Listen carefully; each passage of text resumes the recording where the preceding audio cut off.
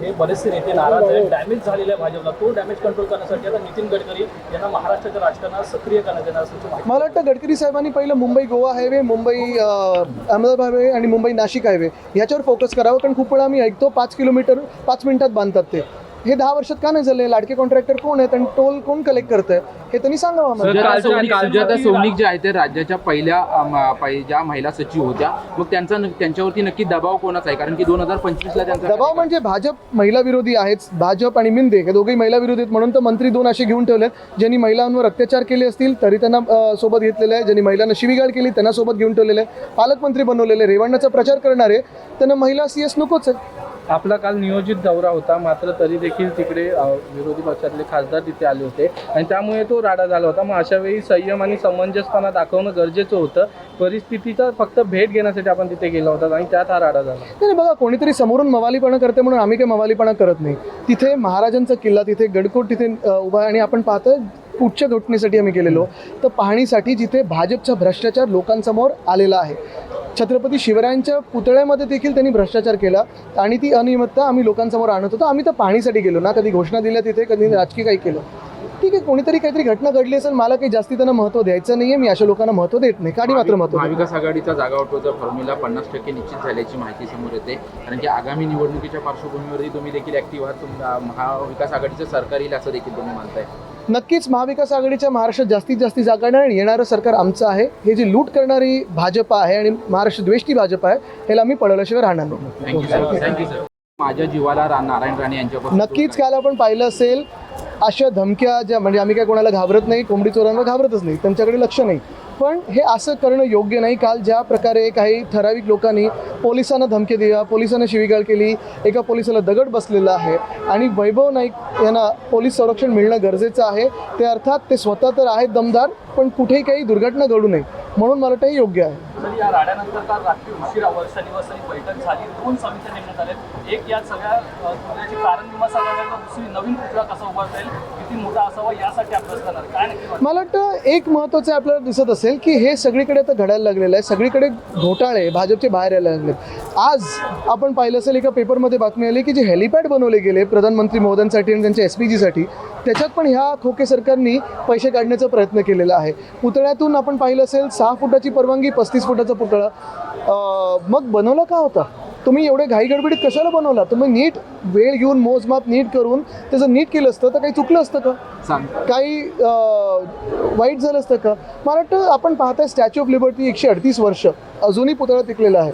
छत्रपती शिवरायांचा पुतळा अजूनही तसा आहे. मग हाच पुतळा छत्रपती शिवरायांचा या खोके सरकारने बनवलेला, मोदी साहेबांनी जे अनावरण केलं ते काम कोणाला दिलं? तो माणूस कुठे आहे? फरार का झाला आहे? पळून जायला मदत केली का भाजपने? ह्याच्यावर पण एक समिती बसवा. आणि हे सगळं होत असताना बदलापूरमध्ये काय झालं ह्याच्या समितीचा पण रिपोर्ट लोकांसमोर आला पाहिजे की ती FIR का नाही घेतली. आपला दौरा विभागाचे सचिव देखील आहेत, ते देखील म्हणतात आमच्याकडून कोणाचं? सांस्कृतिक विभागाचे. ते म्हणतात की 6 फुटाचीच परवानगी दिली होती, 35 फुटाचा कसा केला? नाही, पण ह्याच्यात मग PMO पासून सगळ्या अधिकाऱ्यांना विचारलं पाहिजे. कारण जेव्हा PM कुठच्याही ठिकाणी जातात तर त्याची सखोल चौकशी पहिली केली जाते, त्याचा अभ्यास केला जातो की कशाचं उद्घाटन करताय, कशाचं भूमिपूजन करताय आणि मगच हे केलं जातं. मला वाटतं हा भाजपाने प्रधानमंत्री महोदयांचा केलेला अपमान आहे की त्यांच्या हातून अशा पुतळ्याचं उद्घाटन करणं ज्याला सांस्कृतिक विभागाकडून परवानगी नव्हती, किंवा मग रस्त्याचा घोटाळा जो भाजपाने आणि मिंदेंनी इथे मुंबईत केला तो पण प्रधानमंत्री मोदींचा अपमान आहे. राज्याचे मुख्य सचिव सुजाता सौनिक यांचा कार्यकाळ पूर्ण होण्याआधीच कुठेतरी त्यांची बदली करून आपण यांच्या नावाची चर्चा आहे की त्यांना त्या पदावर. आपण काल पाहिलं असेल, ही बातमी आज पण आलेली आहे, काल पण आलेली आहे. कालच राष्ट्रपती महोदयांनी सांगितलेलं आहे की महिलांना कमी इंटेलिजन्सचं किंवा कमी केपेबिलिटीचं समजू नका, कारण ह्या देशात थोडा गैरसमज काही लोक असे करत आहेत. आणि हेच जे काल राष्ट्रपती महोदयांनी सांगितलं इकडच्या मिंदे सरकार करत आहे. सुजाता सौनिकजी ह्या चीफ सेक्रेटरी झालेल्या आहेत, त्या कोणाच्याही उपकारामुळे झालेल्या नाही आहेत, स्वतःच्या मेहनतीमुळे आणि कामामुळे इथपर्यंत पोचलेल्या आहेत. त्यांचं टेन्युअर संपायच्या आधीच, त्यांचं कार्यकाळ संपायच्या आधीच त्यांना पूर्णपणे प्रेशर आणलं जातं आहे की राजीनामा द्या, तुम्हाला निवडणूक आयोगाचा अध्यक्ष बनवतो, राजीनामा द्या, तुम्हाला अमुक देतो, सगळं काही धमकवलं जातं आहे.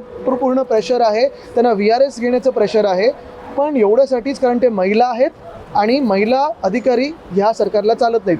असंच कृषी क्षेत्रात देखील झालेलं. कृषी विभागात पण एक महिला अधिकारी होत्या, त्यांची पण बदली अशीच काढली गेली. हा महिलांचा अपमान आहे. राज्याच्या पहिल्या आहे ते काल PI आहे त्यांच्या अंगावर जोरजोरात ओरडत होते. आज संजय गायकवाड यांची गाडी पोलीस आहेत ते धुत आहेत, त्याचा व्हिडिओ व्हायरल झाले. कुठेतरी पोलिसांची हतबल झालेली आहे. पोलिसांवर आपण पाहताय हमला कुठेतरी होतो. तसं पाहायला गेलं तर परवाच APIवर हमला झाला पुण्यामध्ये, ते कोयता गँगकडून. काल कोणीतरी त्यांच्या अंगावर गेलं. मी मवाल्यांची नावं घेत नाही. कोणीतरी एक दुसरं मवाली बोलतं की तुम्ही अशी परिस्थिती करून ठेवू की तुमच्या बायकोला पण फोन करू शकणार नाही.